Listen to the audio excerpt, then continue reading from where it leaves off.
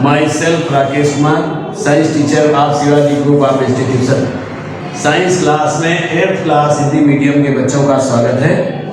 तो बच्चों, पिछली क्लास में आपने रक्त के बारे में पढ़ा था, यानी रक्त का थक्का जमना, रुधिर प्लेटलेट्स आदि के बारे में पढ़ लिया था।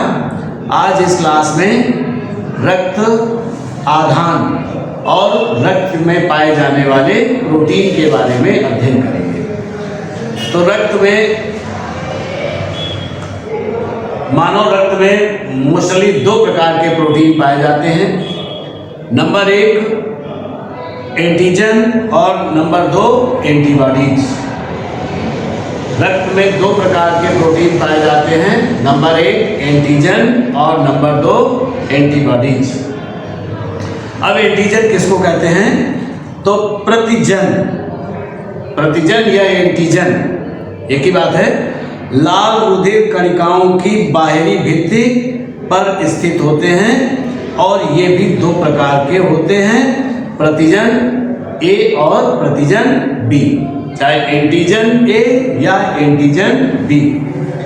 एक बार फिर से समझो, प्रतिजन या एंटीजन ये दोनों एक ही बातें हैं।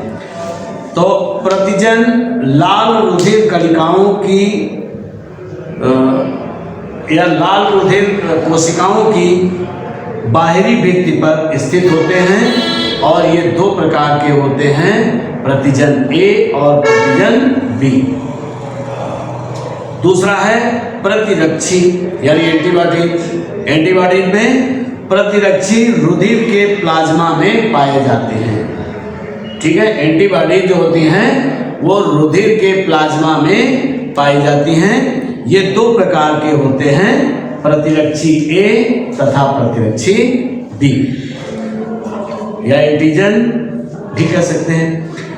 अब थक्के के समान जमना तभी होता है जब प्रतिजन ए तथा प्रतिजन स्मॉल ए यानी प्रतिरक्षी और प्रतिजन साथ साथ उपस्थित हों, तभी ब्लड का थक्का बनता है।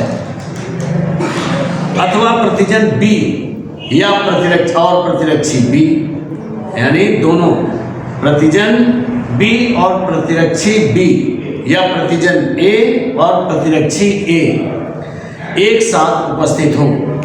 अभिलेशन के कारण रक्त कोशिकाएं रुंध जाती हैं तथा रक्त का बहाव रुक जाता है, जिसके कारण मनुष्य की मृत्यु होने से बच जाती है। या कभी कभी कोशिकाओं में इस प्रकार की प्रक्रिया जब हो जाती है तो रक्त आगे बहना बंद हो जाता है, जिसके कारण मनुष्य की मृत्यु भी हो सकती है। यानी दोनों बातें, अगर कटा हुआ भाग है, कहीं ब्लड निकल रहा है तो वहाँ थक्का जम जाएगा, और अगर ये थक्का वेन्स में या नसों के अंदर जहाँ जिसमें खून बह रहा है उसके अंदर जम गया तो मनुष्य की मृत्यु भी हो सकती है। अब आता है रुधिर वर्ग। तो रुधिर वर्ग 4 प्रकार का होता है। रुधिर वर्ग 4 प्रकार का होता है। रुधिर वर्ग वर्ग ए। वर्ग ए ये वे मनुष्य जिनमें प्रतिजन ए और प्रतिरक्षी बी पाए जाते हैं। यानी वर्ग ए वाले कौन से होते हैं? जिनमें प्रतिजन ए, यानी इसमें प्रतिजन ए और प्रतिरक्षी बी पाए जाते हैं। यानी एंटीजन ए और एंटीबॉडीज बी पाए जाते हैं, ए ग्रुप वाले। अब रुधिर वर्ग बी।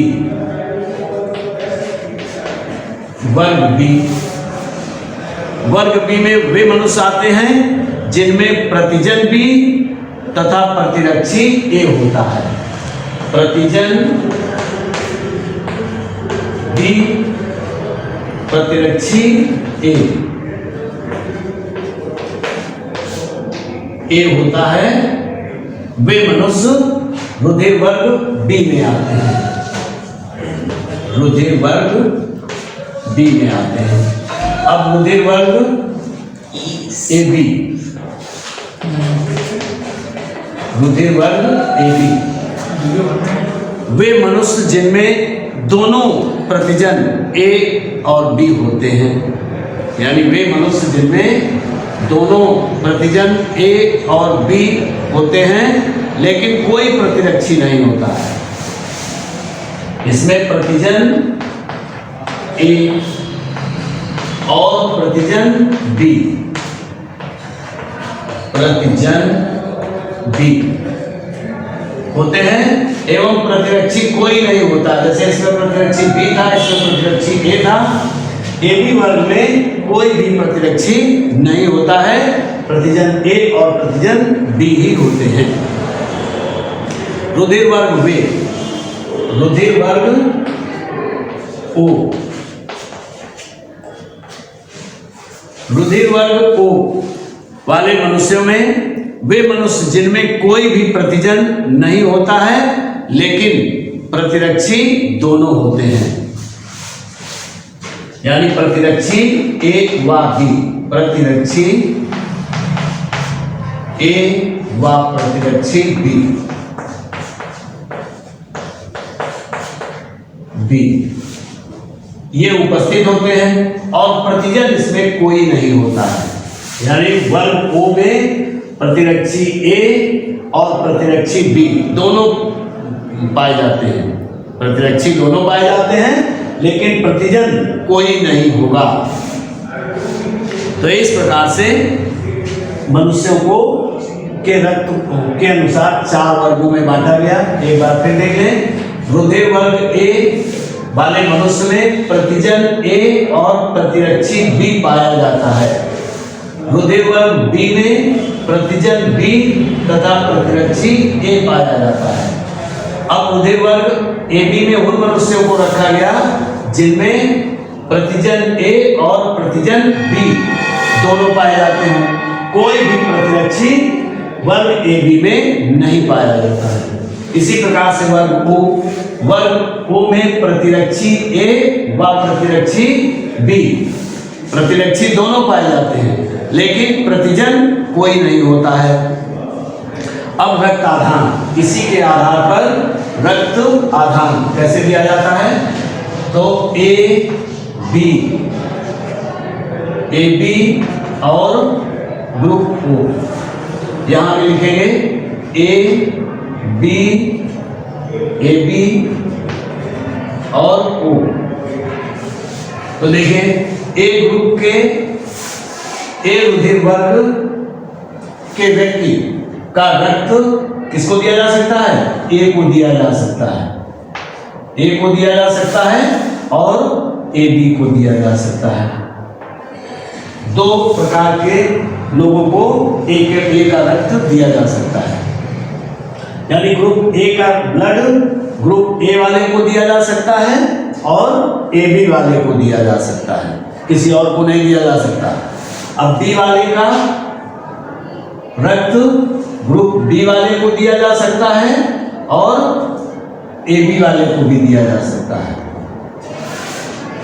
ग्रुप बी वाले व्यक्ति का रक्त ग्रुप बी वाले को दिया जा सकता है और ए बी वाले को भी दिया जा सकता है।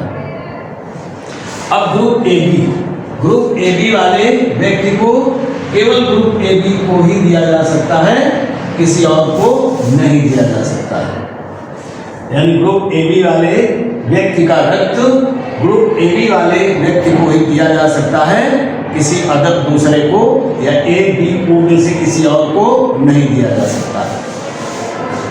इसी प्रकार से ओ ग्रुप वाले व्यक्ति का रक्त ओ ग्रुप को तो दिया ही जा सकता है और ए बी को भी दिया जा सकता है, बी को भी दिया जा सकता है और ए को भी दिया जा सकता है। तो इस प्रकार से ओ को क्या कहते हैं? सर्वदाता, यानी ओ ग्रुप सभी को दिया जाता है, इसलिए ओ क्या है? ओ सर्वदाता, ओ ग्रुप को सर्वदाता ग्रुप कहते हैं। यानी ये ओ ग्रुप का वर्ग, ओ ग्रुप का रक्त सभी वर्गों को दिया जा सकता है। और सर्वग्राही कौन होता है? देखिए ए बी ओ को भी ले सकता है, ए बी का भी ले सकता है, बी का भी ले सकता है और ए का भी ले सकता है। तो ए बी कैसा ग्रुप हो गया? ए बी हो गया सर्वग्राही, सर्वग्राही यानी ओ ग्रुप सभी को दे सकता है, इसलिए वो सर्वदाता हो गया। और ए बी ग्रुप सभी से ले सकता है, सभी ग्रुप यानी ए को भी ए ग्रुप का भी ले लेगा, बी ग्रुप का भी ले लेगा, ओ का भी ले लेगा और ए बी का भी ले लेगा। इसलिए ए बी सर्वग्राही हो गया और ग्रुप ओ वाला व्यक्ति सर्वदाता हो गया। तो बच्चों आपने ग्रुप रक्त में उपस्थित प्रोटीन्स के बारे में अध्ययन कर लिया तथा ग्रुप रुधिर वर्ग ए बी और ओ में क्या क्या पाया जाता है, उनको क्यों इस वर्ग में रखा गया है, इसका अध्ययन कर लिया तथा किस ग्रुप का ब्लड किस ग्रुप के व्यक्ति को दिया जा सकता है इसके बारे में भी आपने अध्ययन कर लिया। अब आता है एड्स, इसके बारे में मैं अगले उसमें क्लास में बताऊंगा। तो इस क्लास में इतना ही, आगे नेक्स्ट क्लास में। Thank you.